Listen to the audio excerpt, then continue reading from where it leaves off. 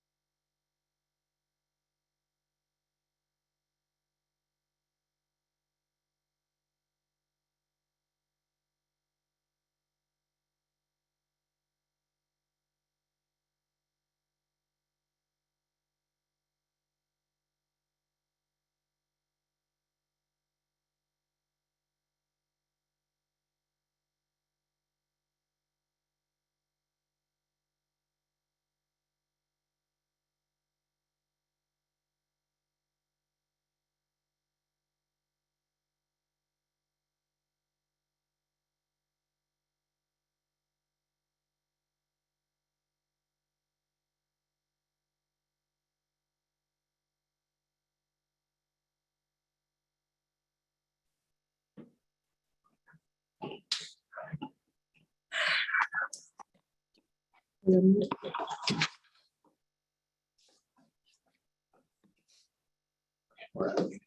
everyone, welcome to the Act 378 Subcommittee for the Louisiana Developmental Disabilities Council. We are running a little late because the previous meeting ran late and wanted to give everyone time for lunch and break.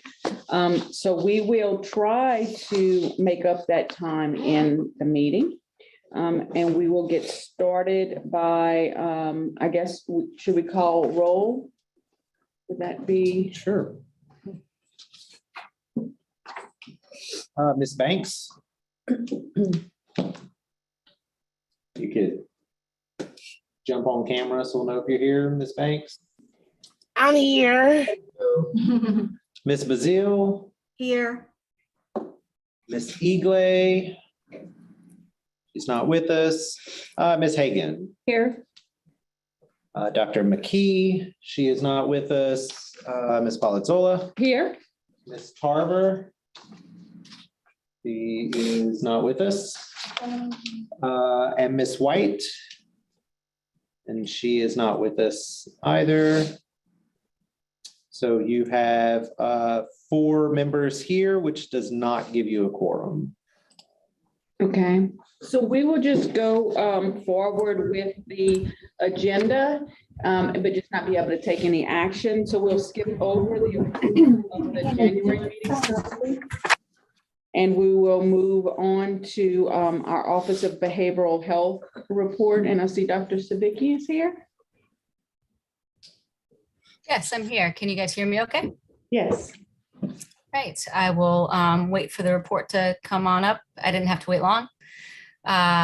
Thank you, everyone. This is the Q3 report from the local governing entities for the funding that's used for folks who qualify for this based on behavioral health conditions.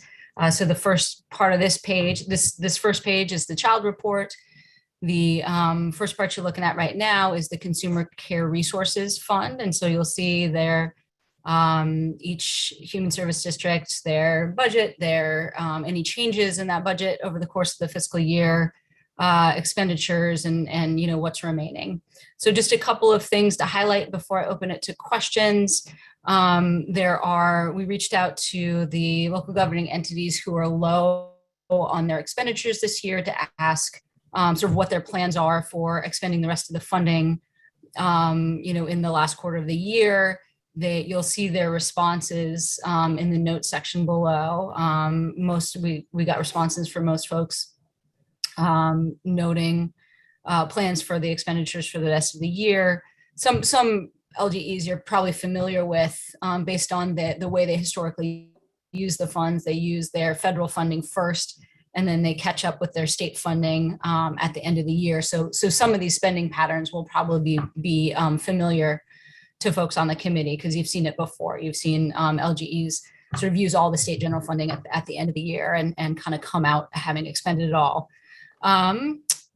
Let's see, there was one change in allocation that was MCAL, and they made some notes on this, both on the child and the adult tab of the report, talking about needs in their community that have changed as a result of the hurricanes, that they're seeing a lot more requests for assistance on their adult side. So they've transferred some of their funding to meet needs on the adult side.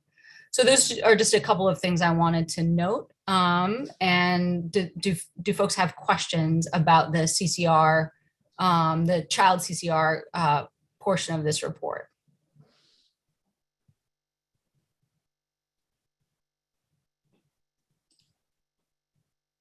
I don't see any questions. No. So moving over to the Flexible Family Fund portion of the child report. This one, as is typical, you know, once Human Services District get their allocated slots filled, then the program operates pretty smoothly. You'll see, you know, a very standard amount of expenditures at this point in the year. The only sort of variation from, you know, most of the LGs that are at about 75% of their expenditures for the year. The only variation on that is, I think that's North Louisiana, that has a couple of their slots not filled at this point, and they also reported in their notes section about their efforts to fill those slots. They've had some difficulty filling those slots, and they've got some strategies that they're using to try to get folks off the wait list and into those slots. Any questions about the flexible family funding?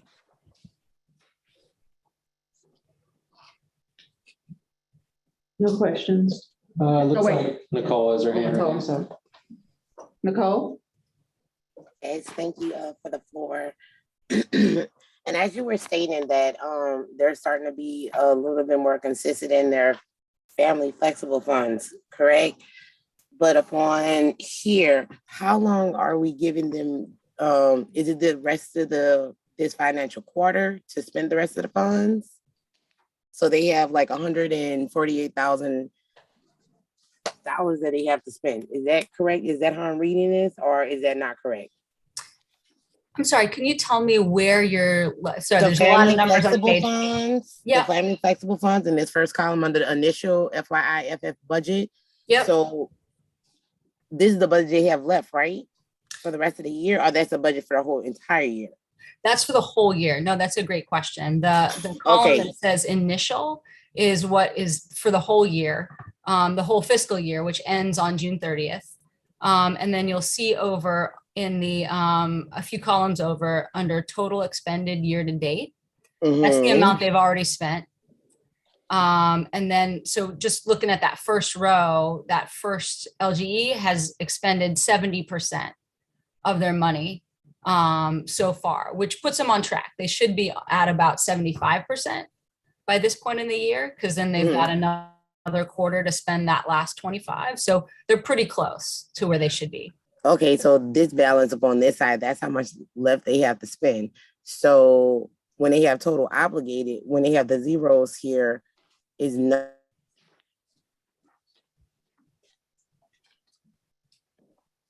Sorry, I think I lost you. I got the total obligated. I didn't hear what you said Right. after that. Oh, I'm sorry. So the total obligated, the ones that has zero up on there, there's 4 of them that has the zero. The other funds are allocated to. I'm just trying to find out where the other funds, because the other ones I can see where the other funds it goes together, but upon some of these is like it just has initial staff, like the 117 under the 41, and then the total budget is 117, but it doesn't put like 0 is allocated to them, 0 is allocated to other funds, and 0 for change started. So what is going towards that? Because it's 0, but then they say they have a balance of $29,412 left. Yeah, I think so. I think you're asking about that one column that says total obligated. Correct. And I'll tell you right now, the way that different districts respond in that column can be kind of confusing. That is honestly not the most useful column to look at, because some LGEs the LGEs respond in different ways, and they interpret that column in different ways. I think the most important columns to look at are what they started with, which is that initial, the one that says total expended year to date, and then the balance. That balance column, that's what really tells you what they have left. So in that very first row across the top, where it says their balance is $44,634, that's how much money they still have that needs to be spent before June 30th. Right. I understand, I get what you're saying in regards to all that, but everybody else wants is broken down to where it's going. And they're just like, yep, we're at this and we're spending up on that. And that's how much we have left. So yeah, I'm just they're saying, all going. It's all going to families, and you can see the number of in the budgeted yeah, slots. we see the ones that serve on this waiting list that can be served. Yep. That's what they're waiting on. Because it look like they have the money to spend. So this waiting list should have went down from the other report to the next, correct? Oh, okay. I think I'm understanding your question now. The money they have left over so far, will go to those same families because there's scheduled payments every month. So they have to, at this point in the year, the reason they still have money is because those payments are scheduled to go out to those families for May and June. Sorry, they probably don't have April in here, for April, May, and June. So that's where that money will be going to, is to those same families. Each of those families gets a monthly payment. Okay, because I remember these from last year, and I'm just comparing from last year to these years so I can get a totality of it, because I can't really form an opinion of anything just yet. Like I stated, like a year before, I wanted to get on it for a whole year to see how everything really is going. So I'm comparing from last year to this year. And then at the next meeting, I'm going to have real questions into the budget if I don't understand something from report to 1 year to the next. So I'm just letting you know right now. Sure. Okay. Fair enough. Yeah, no, absolutely. These are great questions. Yeah, because I feel like every single column, if it's on the report, is important. And I need to know, exactly how it reads. And all of the agencies on here definitely need to have a clear, concise, and be up on one accord in regards to the data and information that's being inputted. Sure. And questions and a gap, it'd be like, okay, well, what's going on with the funding? Why this person say this and why that person says this? I would definitely want that to be clear and concise throughout all of the agencies. Could I I might want to make a request to the council, because this report actually was most recently revised and edited from the council. And I believe the council put out some guidance at some point about how to use that total obligated column. Brenton, am I remembering correctly that there was some guidance about exactly how the council intended for that column to be used? I'm wondering if you could resend that to us at LDH and we could remind the LGs how to use that column, because I think, different staff take on this report and sometimes they change the way they use that column in different ways. So there wasn't anything specific from the council. It was actually from OCDD. Okay. And Tanya can probably speak to it better than I, but she had sent something out.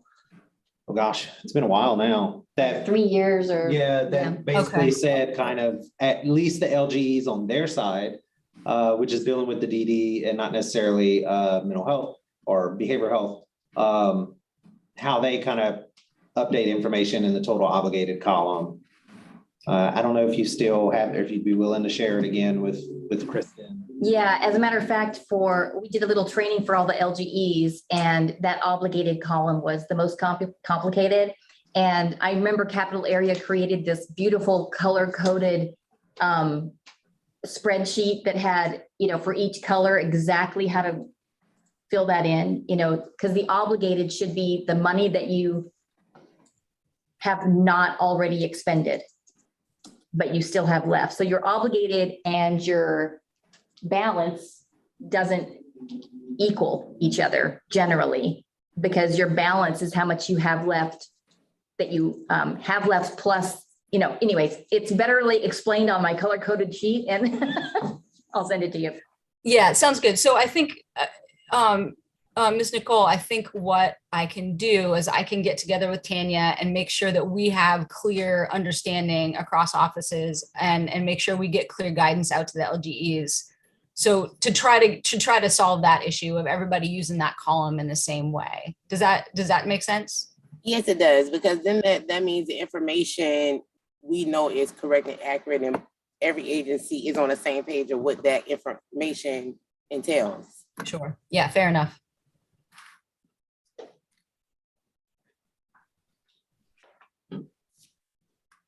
Any other questions on this page?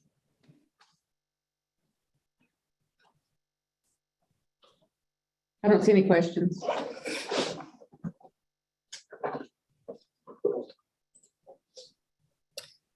All right, so on this tab, you'll see the human services districts that have traditionally allocated funding on the adult side for these types of funds. Similarly, you'll see the budgeted, the total budget expended. This one does not include the total obligated column, which is interesting to me. So we apparently don't have to deal with those complications here. And you know, similarly, you'll see their percentage that they've expended and their remaining balance. And I think similarly, we had, you know, most of the, a lot of the LGs are on track. There was one change. I think I noted MCAL had shifted some of their funding more to the adult side. Any questions on this one?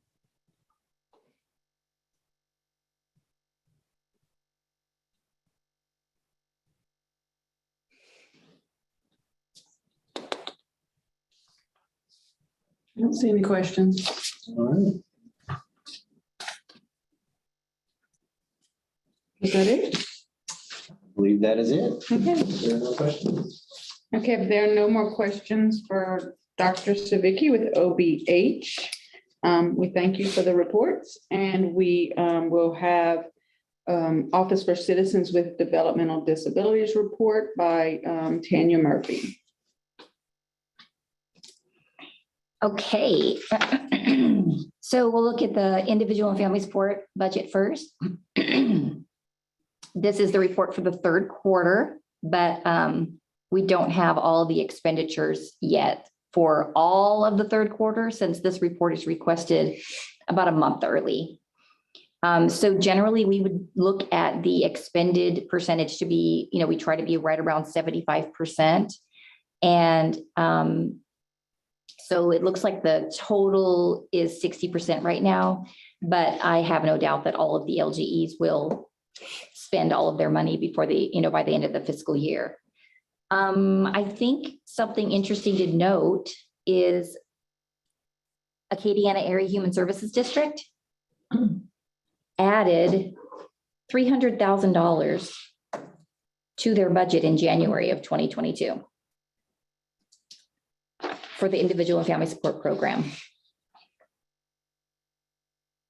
So their total current budget is $1,373,000. You know, so their percentage is low, it's 59%, but that's because they got a bunch more money. So then they would lower their percentage, but they'll spend it. Do I have any questions on the individual and family support report? Nicole has her hand raised. Nicole? Thank you for the floor, Chair. Okay, so this means that, I know you were saying about Acadiana getting the extra funding, which yes, that means their percentage will be lower. So that means that they can reach more families, correct? That's right. So that number, when we see this next time, should be significantly higher than 175. I think that's right. Yeah. Yeah, it should be. Yeah. Like we should be seeing what the other million is doing. We should be seeing like 300 and something plus, right? Well, it depends on how much they spend on each family, but yeah, keep an eye on that cumulative served. It should definitely go up. Okay.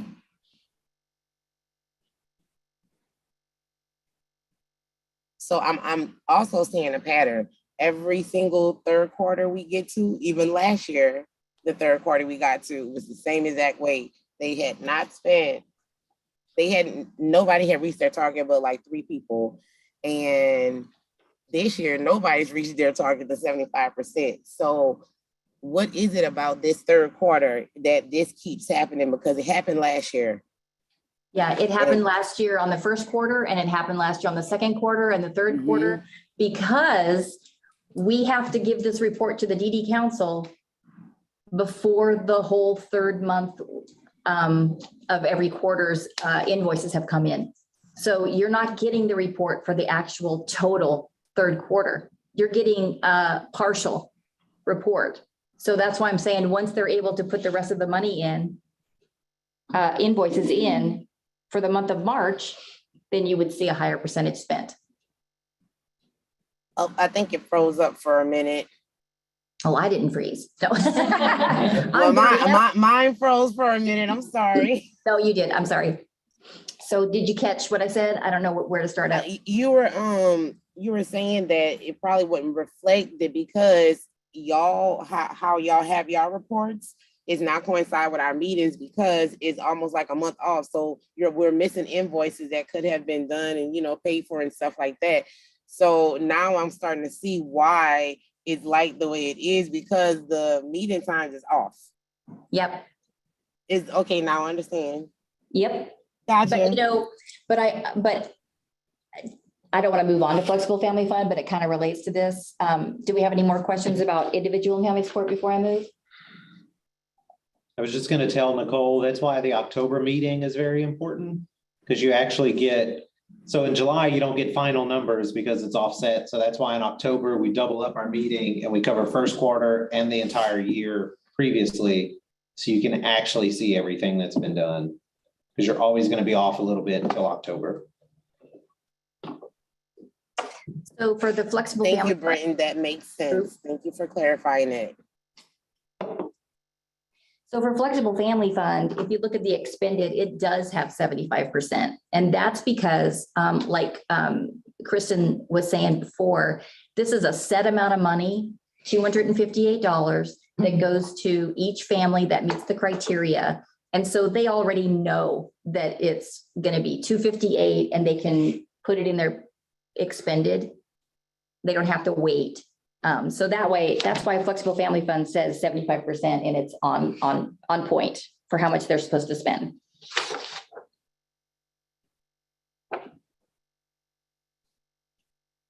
And I guess that's my flexible family fund report. Any questions? Did Acadiana, I mean, other than this, did they say why they put another 300,000? I don't know why. I mean, they just said they did. So I think if they see the need, Brad Farmer, the executive director, just gives them more money. And I've seen him do it in other years as well. Okay. Well, good for them. I know, right? I like that.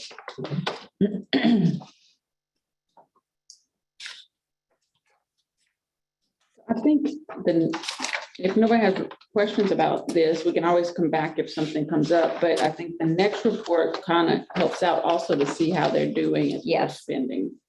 The Act 73 compliance report. This reflects the information as a result of the DD Council asking the LGEs to budget 9% of their state general funds towards the Act 378 programs.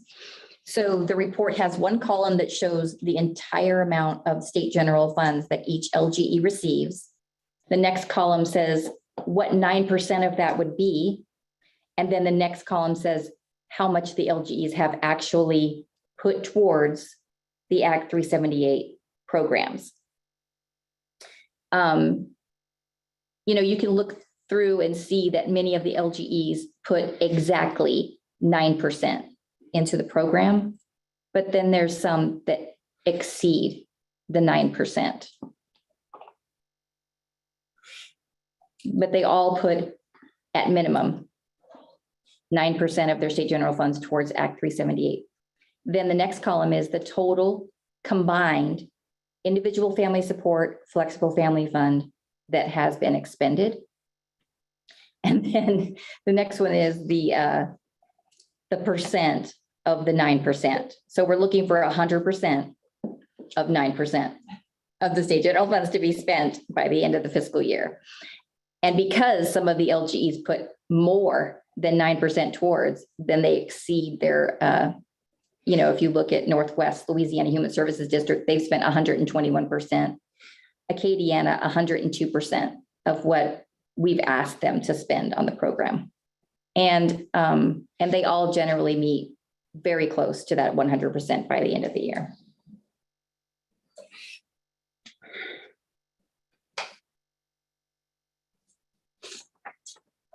Questions on the Act 370, Act 73?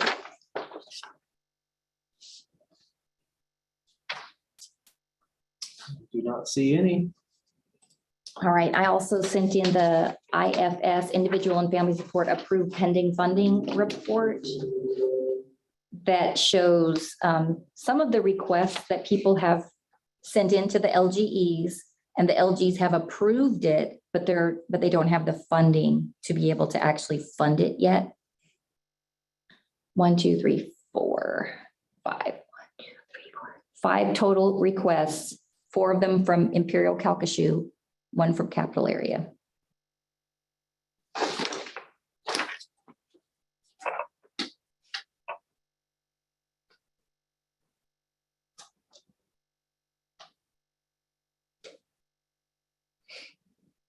In the report that shows how many they don't, because this is showing what they approved for their pending funding. There could be some that they haven't approved. Well, you have to make a decision one way or the other. So you're either going to fund it, deny it, ask for more information, or approve it pending funding. So there could be a list that have been denied. Mhm. So we don't, this, I mean, to me, this really doesn't give a lot of information. Yeah, I think this was requested in the first place because we wanted to know how much more money would it take to be able to fund all the requests. And it was very helpful when we first asked for it because some of the LGEs weren't using they weren't entering the data correctly. Mhm. And so it fixed that problem. But It's I kind don't of know. a twofold purpose, exactly what Tanya said, and then also to some extent, kind of monitoring priority levels. So whenever you were getting a waiver based on need, rather than the waiting list and just when your name came up, we wanted to make sure that if people were consistently hitting at priority levels 1, then that's obviously there might be a need there that they have a waiver as opposed to these state funded services. And so we have noticed that with this report, like we don't really get 1s in there. We don't typically have a whole lot of 2s either. So it's kind of the purpose of that report. I don't know how much the committee still gets from this report. I don't find it terribly useful. Y'all might, I'm not on the committee. I just put it together in a neat little way when Tanya sends it to me. You do a great job, Britt. You also don't have a quorum to pass a motion to change anything about this report as an FYI. Can't change it. But I do see Nicole has her hand raised if she has Nicole? some questions as well. Yeah, okay, so this report is like pending funding, so this is funding that's just waiting to be spent, correct? This is a list of services that a family has asked for. They've been approved for, Mhm. but the LG doesn't have enough money to pay for it yet.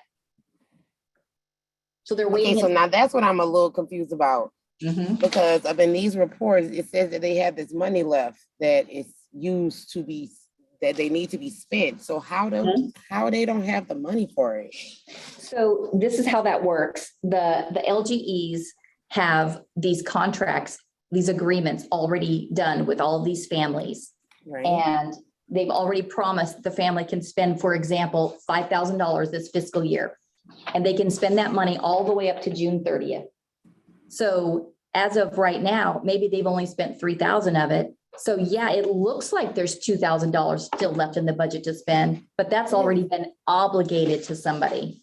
So they have money left that they need to spend, but a lot of it's already obligated to somebody. So they can't turn around and spend it on somebody else. Oh, okay, so now that's where the other report comes in, Mhm. the obligated stuff. Exactly. Okay. Okay, now it's starting to make sense. With it being explained like that. I have another question, but I'm gonna just have to come back because I'm gonna have to reword it the way I need to reword it. Yeah, and then another point to remember in this pending funding is the LGE might have the money, but they're worried to spend it on a priority 4 in December because they might have some massive thing happen in February and they need to spend it on a priority 1. So they might approve these pending funding and then wait until May. And if they have the money and it doesn't need to go anywhere else, then they'll quick spend it on a bunch of these pending fundings to make sure that the money gets spent. Right, so that means the people that were asking for this stuff is waiting for this stuff though, right? That's right.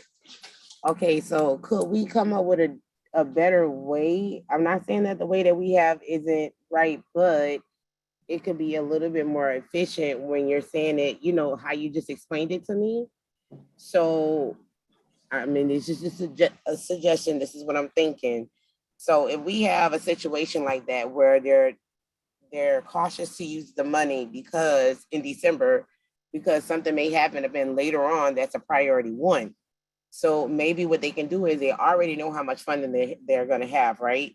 So maybe Yes. they can just allocate like, hey, if something major like a 4 pops up and we have to pay it, let's allocate this amount of funds just, so we can get this paid off. But just in case something happens later on, and it's like a savings, thing.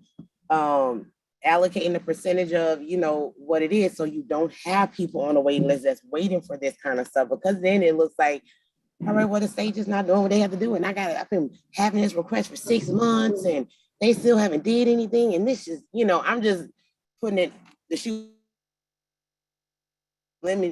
eliminate this kind of stuff. Maybe they could do something like that, just in case, so that you wouldn't have stuff like this happening. Just a suggestion. I hear what you're saying. I know that a lot of the LGEs actually obligate up to $50,000 more than the money they actually have available, just in case people don't spend all the money. So they're over obligating to make sure they spend it all. And I think this is just kind of one of those, I'd have to get back to Imperial Calcasieu and ask them specifically if that's why they didn't fund these 4 specific requests, because they were holding it. I'm just saying that's what some LGEs do, but I can find out if that's why they're holding these. But because I'm with you, I'm like the household living expenses and the vehicle mods might be something that could wait, but PCA is something that you would need now. And so why wait? But, That's I what would just gonna ask them. say about the, in the vehicle or home modifications, like it probably would have to be done all of it. You can't just do half. I mean, Right, you have to do the whole thing. yeah, so you have to have the money, Right. and maybe be able to move into the house, you have to have the $3,000. If you don't have it, you can't move. So it could be that you can't just partially fund, where PCA, maybe you can partially fund, but then again, you might not do that either. Yeah, that's what I'm thinking too, Bambi. Like, you can't partially, fund a household and living expenses. Somebody's there and then, their lights about to get cut off or something like that. They can't wait for the funding because there's something up in the vehicle stuff may have come up, in somebody else's case. So I know they have the level of priority and how it's supposed to be, but I know it, and it's difficult to strategize how to, as the requests come in, how to just go ahead on and fund them, just because something may happen and then you don't have the funding. So I get it, but The other part of that is that they should have a committee made up of stakeholders, and I think Family 7 Families is on it, and they should have like stakeholders of the DD services on these committees. So it's really important that, we have really good people who are going to be advocates. And making sure this is, process in every one of the LGEs is going as, it should, for the benefit of people with disabilities. And I mean, while I know the leadership of those agencies are doing the best they can, there's a reason to have stakeholders there as well. So that's an important part, that it's not just the staff at LGEs making these decisions, but they have community input as well. So. Yeah, that's a very good point. Any other questions? Is that all your reports? Mhm. Any questions for OCDD?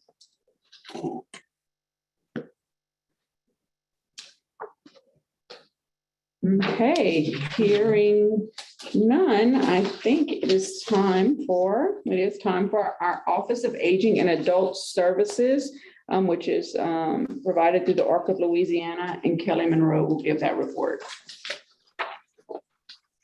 Hey, guys. Okay, I see Bambi's got it on the screen, and we'll run through this fairly quickly. So there has been some changes since last quarter. We had 2 drop off of the contract because they are now, one of them is receiving CCW and one unfortunately passed away. We added another individual towards the end of the end of this quarter. So of those people, there's 42 people this third quarter receiving the SPAS program. Of those, there were 15 who were African American, 26 who were Caucasian, and 1 who was Hispanic. There were 29 of those people were males, and 13 of those people were females.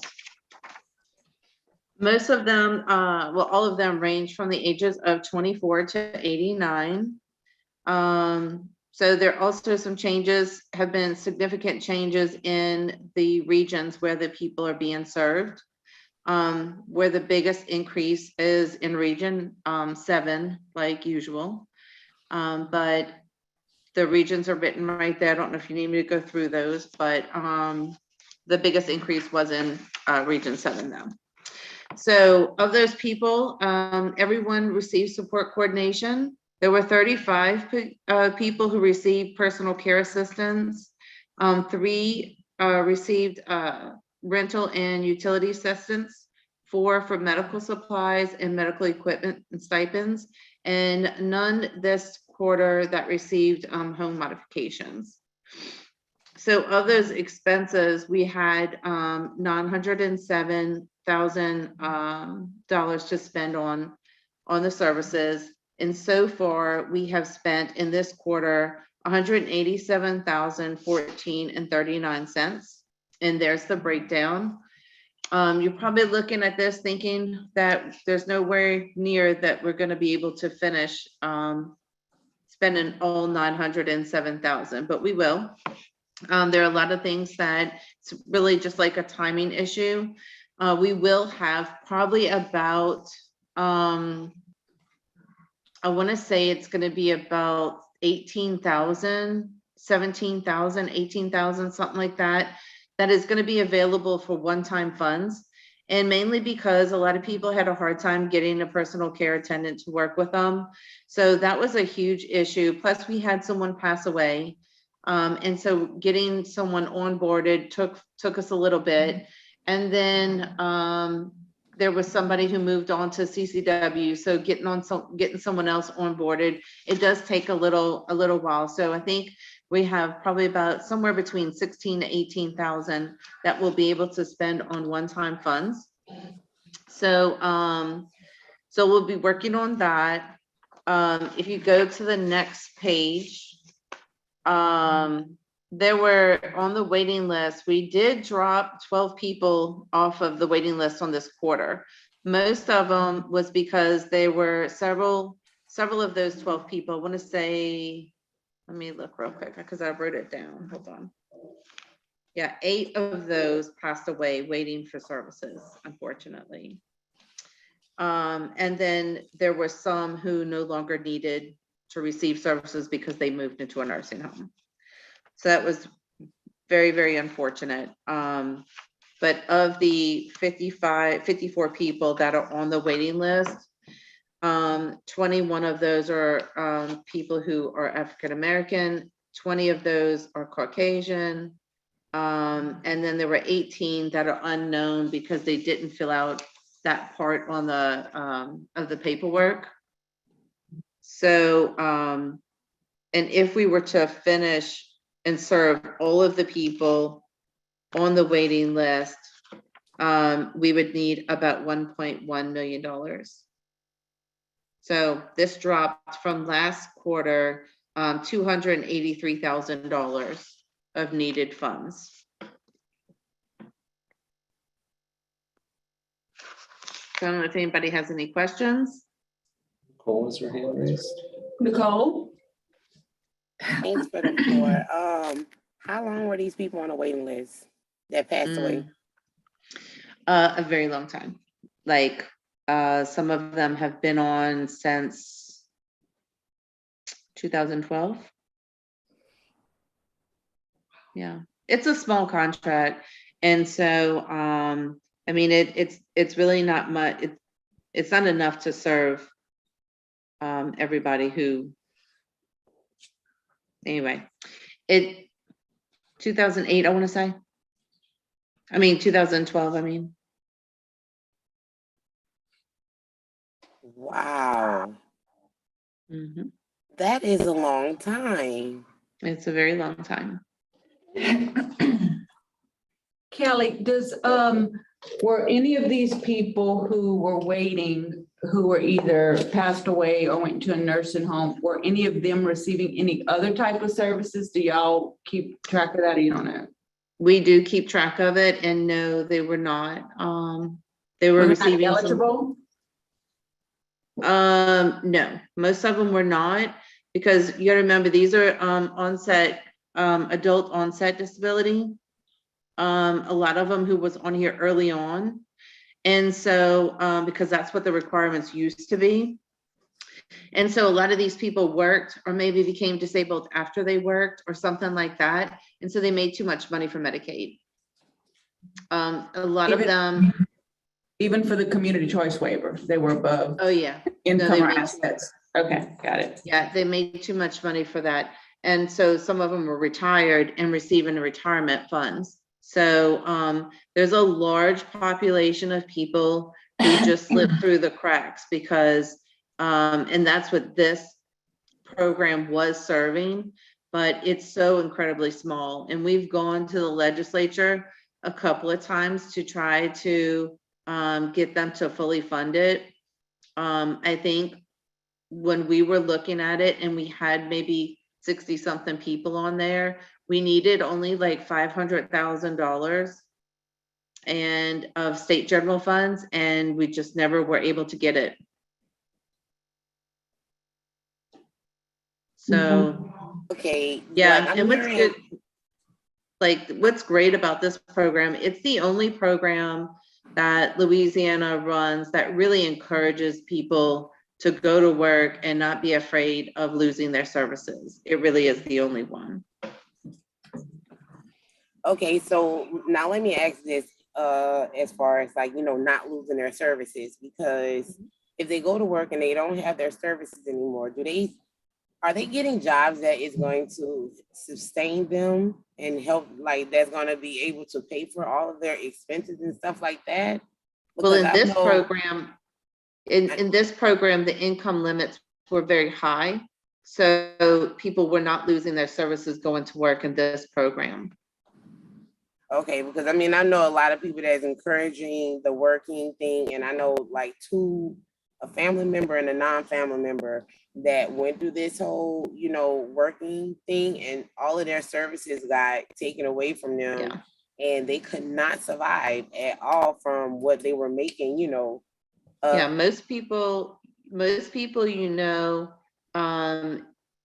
try to stay around 20 hours a week because they fear of losing their services, which is really sad. Yeah, that that's we what can't- everyone. Yeah, that we can't Yeah, let that's people what everyone I contribute. know.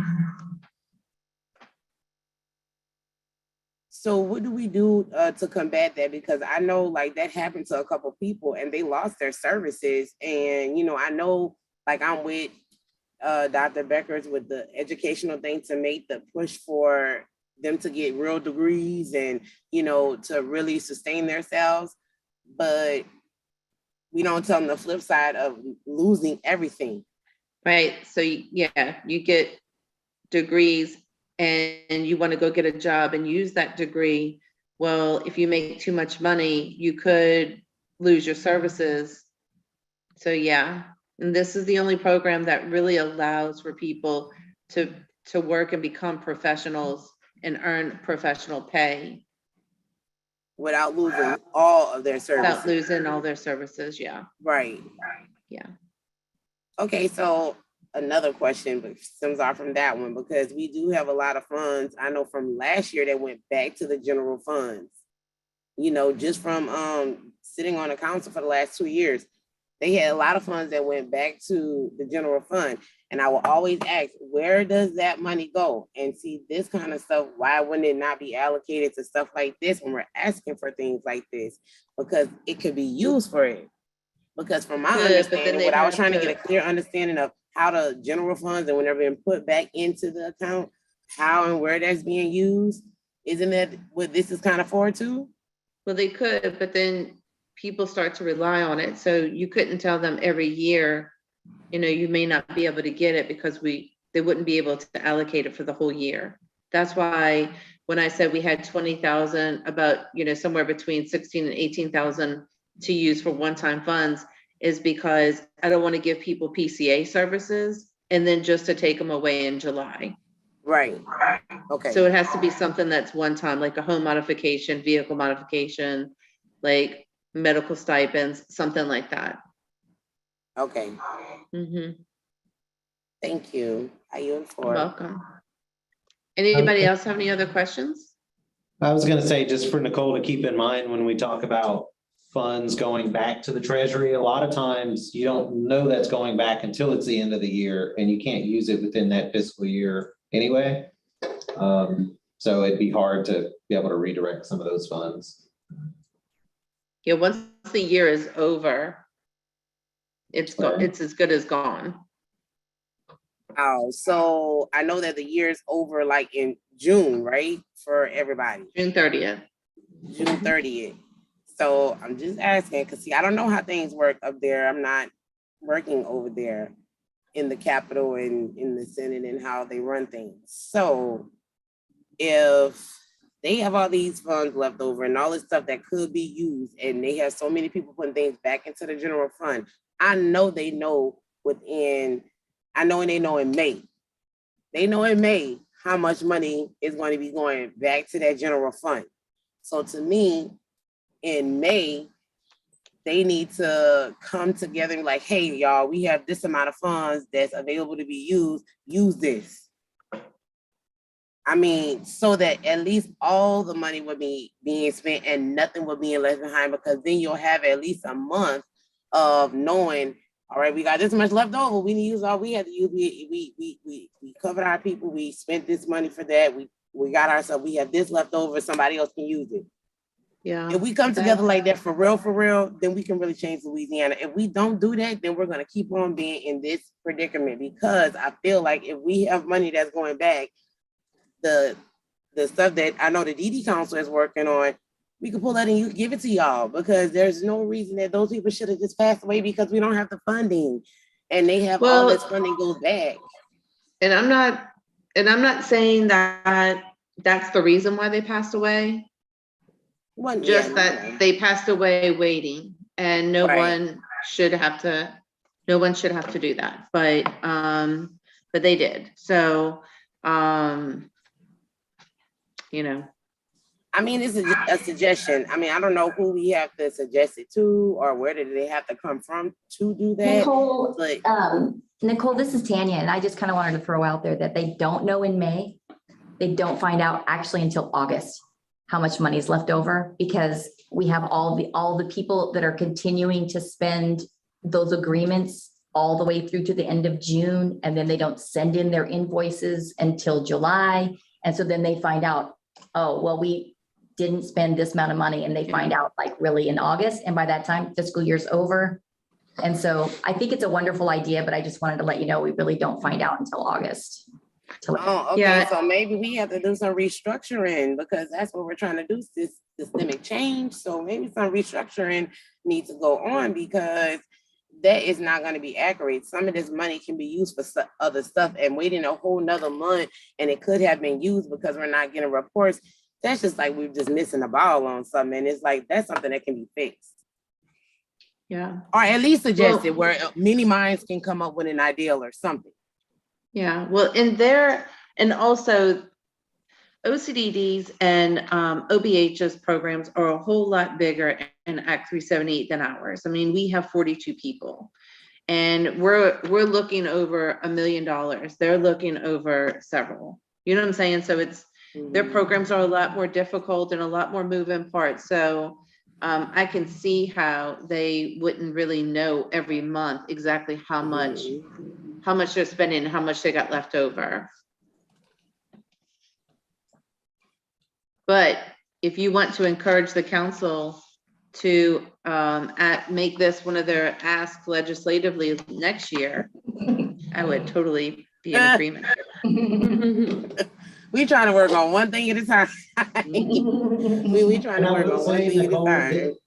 It does come up every year it does as a recommendation to the council. It's just when the We council. can't make prioritizes anything it. happen, huh, Brenton? We can't make anything happen right now because we don't have quorum, No, not right? now. No, you Well, can't. I mean, do and it's anything too right late. now. Yeah, Yeah, it's too late. So when could Um, we make something like this happen so that I at least could be aware of a date and make a suggestion at the appropriate time? October. October meeting, okay. Every October, the council votes on its agenda. And I mean, if you think about it, what was it, Kelly? 1.1 million? That's really Yeah. not a lot of Not money much. at all. Hey, and that includes the federal match. Oh, yeah. So the state general will be even less. So Yeah. state general fund, I mean, you're looking at maybe 400,000, something like that, 400 or Oh. 500,000. So it's really not much. And considering that people could go to work and not worry about losing their, their services. I just think it's the best program that we have in Louisiana, one of the best. Yeah, because that's what a lot of people struggle with when they get older. I know my grandmother, uncles, aunties, other older cousins have struggled with the same thing. They don't even want to go to work, or they want to get paid under the table because they don't want to lose their services and stuff. So, this is happening to a lot of people that I know that's up in age. So in October, I'm definitely going to make that suggestion. I know it's a little bit or whatever, but I mean, across the board on all the other different committees that I sit on with the education, all of it is overlapping in every single one of them. So yeah, it's not the only one in just this one. It's in all of them. yeah. So if you guys know somebody who is looking for some type of modification, who is an adult with a disability, when the disability occurred does not matter, but have them call our office and we'll get the application through, because we do have some one-time money available that would be great if we could help someone do a home modification, vehicle modification, or buy a wheelchair or something like that, someone in need. Thank you, Kelly. I get a lot of calls about people wanting vehicle modifications. I normally send them to Latan, because Latan send them has to the us. low interest, kind of low payment program for people to be able to do those type of modifications. But yeah, that's a big deal, because there's not really access to that, no, Right. unless it's like maybe LRS could do it if it's for employment. If it's work related. But sometimes it's not. It's just that they need a good, reliable vehicle to go back and forth to medical appointments and or whatever. And so yeah, that's a big issue. So Yes, send them my way. okay, thank you. Any other questions for Kelly? So we have a quorum now, I think, if Kim turns on her camera. And so we could go back to our approval of our January meeting summary and get that done. So you guys, if y'all had a chance to look at the meeting summary from our January meeting, we just need a motion and second to. You can do it by unanimous consent. So if there are no objections. Okay, you thank don't you, have to have Brent. a full motion. All right, we can do that. Unanimous consent. Okay, there's no objections to these minutes? Okay, so they have been approved. And do we have any other comments from our members or from our audience? Or guests, I should say. None that I see. Okay. Well, thank you, guys. The next meeting is self-determination at what time? 3 o'clock. Council meeting starts tomorrow at 8:30. If there are no objections, y'all can adjourn by unanimous consent. Thank you. No objections to adjourning? Okay, you got 30 minutes between now and the next meeting. Thank you, guys. So the next meeting is about